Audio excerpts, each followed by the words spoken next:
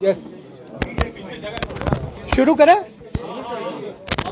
मकबूल कहाँ पीछे खड़े हो गए आप सबका बहुत बहुत शुक्रिया। खैर मकदम आप आए। जैसे आप जानते हैं कि कल करगिल का रिजल्ट आया और उसी ज़िमन में हमारे नायब सदर नेशनल कॉन्फ्रेंस के उमर अब्दुल्ला साहब आपसे मुखातिब होंगे।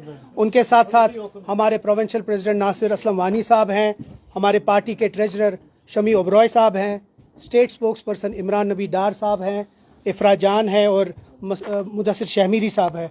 लेकिन हमारे साथ करगिल के हमारे स्पोक्स पर्सन दोस्त सैयद रिज़ा साहब भी हैं, वो पीछे वो भी आए हैं। मैं अब रिक्वेस्ट करूंगा कि जो भी आपके सवाल हो पहले ये अपनी ओपनिंग स्टेटमेंट दें, उसके बाद जो भी आपके सवाल हैं वो आप पेश करें, उसके बाद फिर बाद में चाय भी पिले। उमर अब्दुल्ला साहब। चलिए शुक्रिया। सर कम है। सबसे पहले तो आपकी वसादत से मैं करगिल की आवाम का शुक्रिया करना चाहता हूं। जिस तरह उन्होंने नेशनल कॉन्फ्रेंस और नेशनल कॉन्फ्रेंस के साथ मिलके कांग्रेस को जो मैंडेट दिया और जो भारी हार का सामना बीजेपी को करगिल में उठानी पड़ी, उसके लिए एक एक करगिल के जो हमारे भाई बहन हैं वो शुक्रिया के हकदार हैं। उसके साथ साथ अपने तंजीम के साथियों को मैं मुबारकबाद पेश करना चाहूँगा।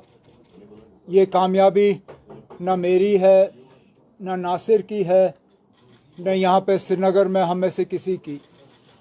ये कामयाबी करगिल में मेरे तंजीम के जो साथी हैं, एडिशनल जनरल सेक्रेटरी कमर अली आखून साहब से लेके डिस्ट्रिक्ट प्रेसिडेंट हाजी हनीफा जान साहब, आउटगोइंग सीईसी करगिल फिरोज़ खान साहब और उनके साथ तमाम जो हमारी टीम है, दिन रात उन्होंने मेहनत की और हमारी जो 12 सीटें हैं ये उनकी कामयाबी का नतीजा है।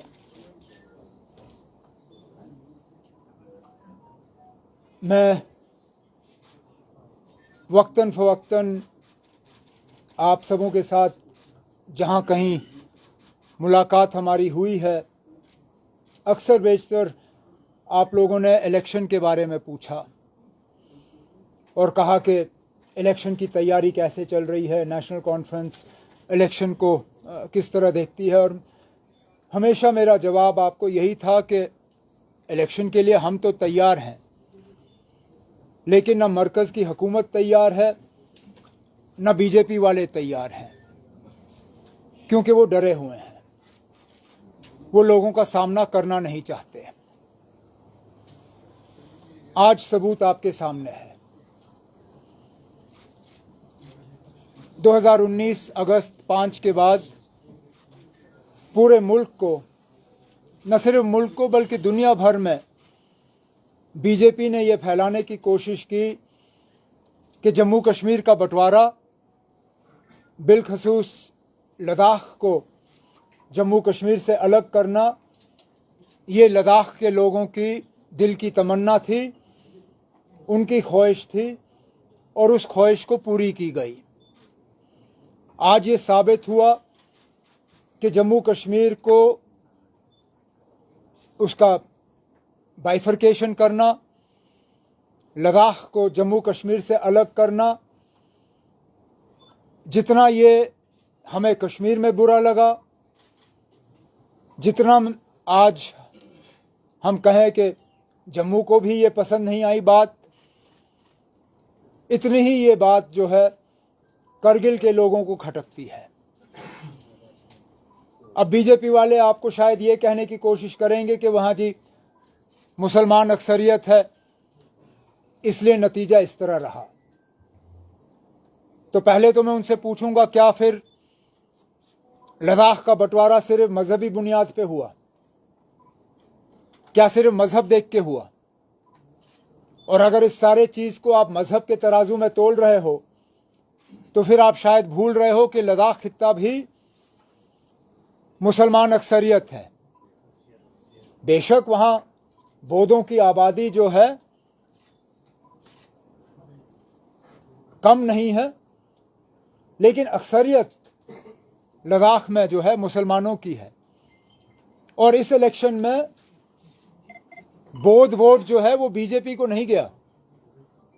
अगर गया होता तो नतीजे शायद अलग होते। इस इलाके से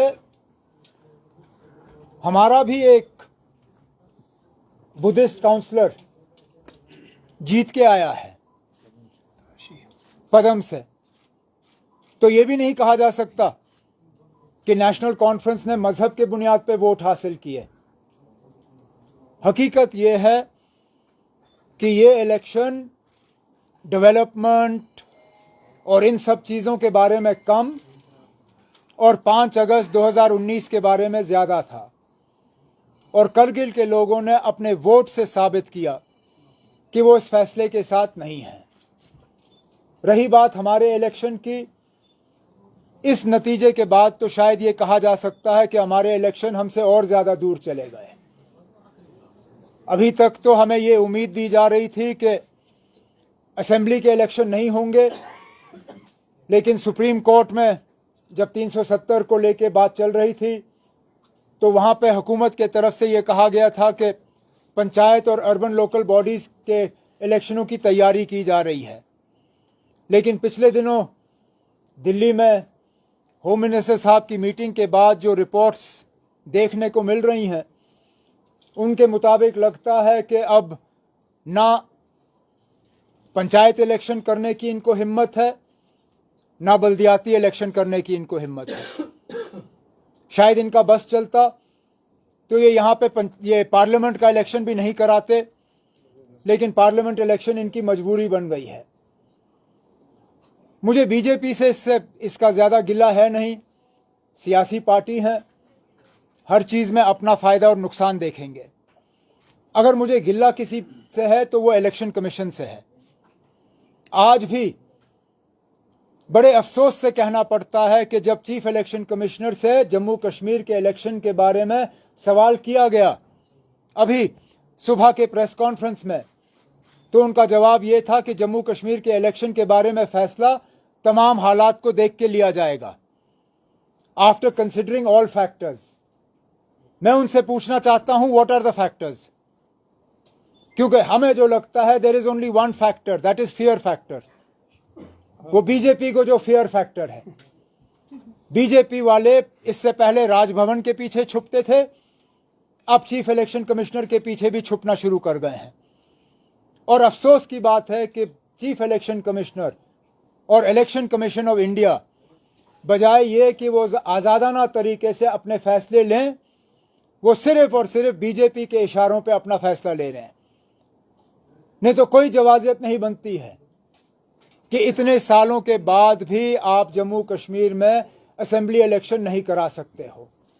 अगर इस फेयर फैक्टर के अलावा और कोई फैक्टर है तो हम इलेक्शन कमीशन से सुनना चाहेंगे।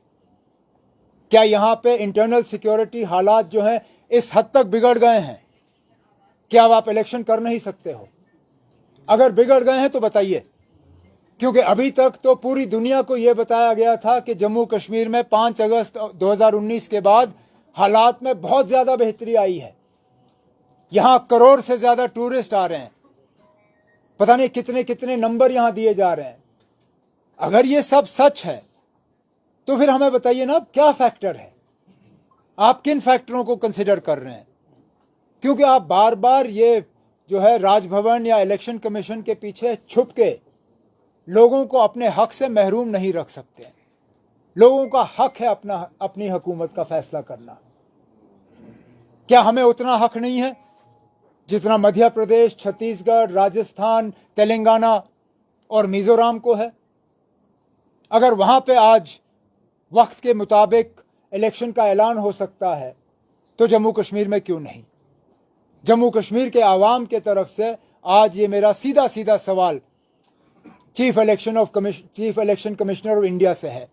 मेहरबानी करके जम्मू कश्मीर के लोग आपसे सुनना चाहेंगे, what are the factors that are responsible for denying the people of Jammu and Kashmir their democratic right to a government.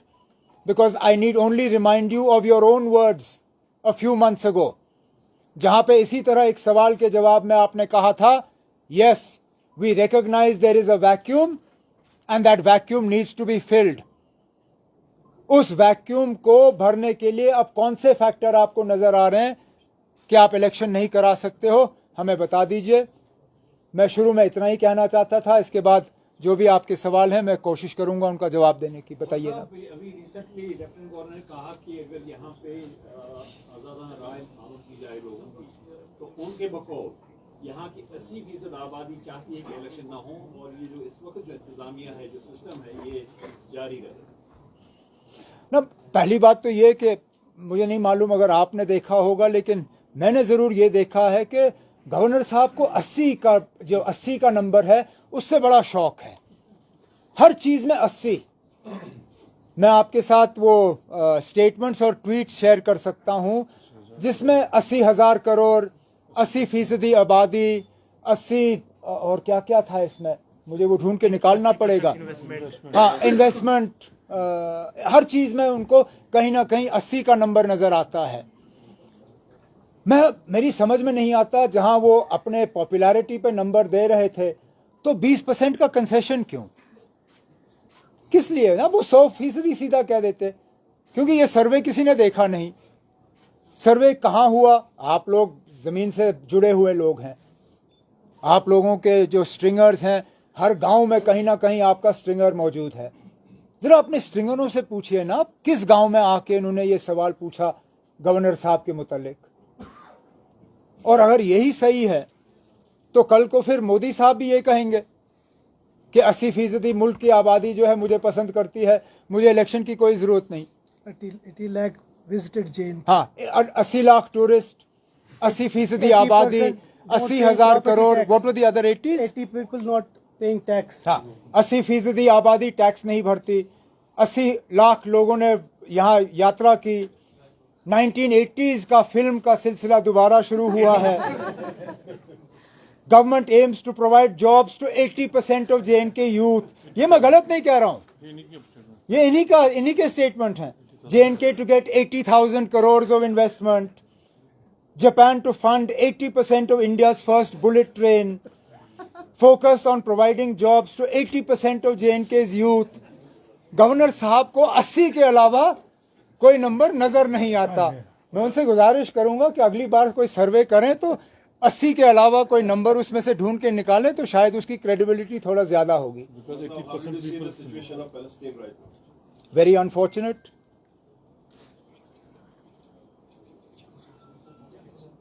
We are seeing deaths on both sides.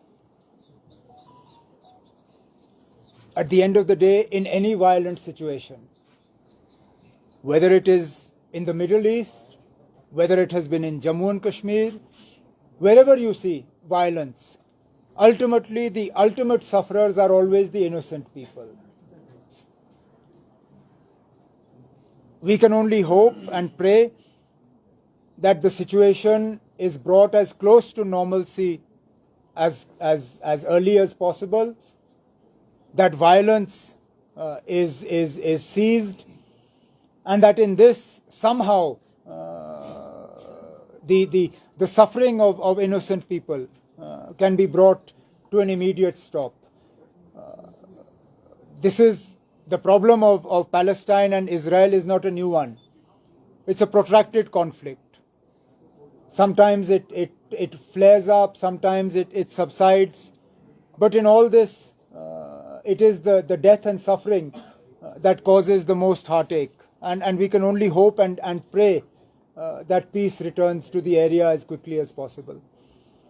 Umar Sahab, how would you like to answer the BJP's claim that your party practices dynastic politics, especially considering your performance in the Ladakh Kargil elections? मुझे सियासत में अब 22-23 साल हो गए ना। अब मैंने कितने इलेक्शन लड़े हैं, जीते भी हैं, हारे भी हैं। अगर इसके बाद भी मुझे इस सवाल का जवाब हर प्रेस कॉन्फ्रेंस में देना पड़े तो फिर क्या फायदा? आखिरकार इन चीजों का फैसला हम नहीं करते, आवाम करती है। जिस वक्त आवाम नेशनल कॉन्फ्रेंस को नहीं चाहेगी, वो नेशनल कॉन्फ्रेंस के अलावा किसी और को अपने वोट जो है देंगे। जहां तक नेशनल कॉन्फ्रेंस की क़यादत का सवाल है, हम बीजेपी वालों को तो नहीं कहते ना कि उनका लीडर कौन बनना चाहिए। मैं कौन होता हूं बीजेपी वालों को कहने के लिए कि उनका सदर कौन होना चाहिए। इसी तरह बीजेपी वालों को कोई हक नहीं है ये तय करने पे कि नेशनल कॉन्फ्रेंस का सदर कौन बने। ये हमारे मेंबर तय करते हैं। हमारी सालाना मेंबरशिप होती है, मेंबरशिप के बाद हमारे इलेक्शन होते हैं। इलेक्शन में हम खुली छूट देते हैं कि जो भी पार्टी के ओहदों के लिए इलेक्शन लड़ना पसंद करे वो आ जाए मैदान में। मैं आज भी कहता हूं, अगली बार जब नेशनल कॉन्फ्रेंस की सदारत का इलेक्शन होगा, नेशनल कॉन्फ्रेंस के अंदर या नेशनल कॉन्फ्रेंस के बाहर, बीजेपी से कोई आए, अगर उनको इतनी नफरत है हम लोगों से, वो चाहते हैं कि हम अपनी पार्टी की सदारत से हटें, वो आके मैदान में उतरें, लड़े इलेक्शन। देखें, अगर मेरे वर्कर जो हैं इस बात से नाराज हैं कि मैं एक खानदान से ताल्लुक रखता हूं, वो उनको वोट दें, मुझे कोई गिला नहीं होगा। BJP has always said I'll come to you. जो आप ये पेश करें कि जो कारगिल में रिजल्ट हुआ आपके हक में, तो ये एक रेफरेंडम है अगेंस्ट आर्टिकल की एब्रोगेशन, बट 2020 में लेह में ये सेम इलेक्शन हुए थे, उसमें बीजेपी उस वक्त लेह में लोगों की नाराज लेकिन वोटर्स आर गेटिंग पोलराइज्ड। जिस तरह पोलराइजिंग की, अगर पोलराइजिंग की बात होती तो हमें पदम की सीट जो है हम नहीं जीतते, और कांग्रेस भी जो है ज़ांस्कार इलाके से वो सीट नहीं जीत पाते। मैंने इस बार कहा आपसे, इस बार वो पोलराइजेशन नजर नहीं आई। जहां तक लेह की आपने बात की, ये सही है कि इससे पहले जब लेह के हिल काउंसिल के इलेक्शन हुए उसमें बीजेपी ने अच्छी खासी कामयाबी हासिल की। एक तो उस वक्त नया नया जोश था 2019 का, और ये कोई छुपी हुई बात नहीं है ना कि 2019 के बाद लेह में लोगों ने प्रदर्शन किया, खुशी मनाई, मिठाई बांटी, पटाखे जलाए, लेकिन उसके बाद के हालात आपके सामने हैं। आज वो एहतजाज कर रहे हैं, आज वो नाराज हैं, आज उनके जो बड़े माने हुए जो सोशल लीडर हैं वो भूख हड़ताल पे बैठते हैं। आज मुझे ये लगता है कि अगर आज के दिन पे पार्लियामेंट इलेक्शन हुआ तो जो आपका सिटिंग बीजेपी का कैंडिडेट है वो दोबारा जीत के नहीं आएगा। BJP has always said that we too are ready for the elections in Jammu and Kashmir, and it's all up to the Election Commission of India. And what do you think that what could be the major reason that Election Commission of India is still not ready to hold the elections in Jammu and Kashmir? अब उनको election करने की इजाजत नहीं दी जा रही है, सीधी सी बात है ना। जहां उनको कल तक वैक्यूम नजर आ रहा है, आज उनको फैक्टर्स नजर आ रहे हैं।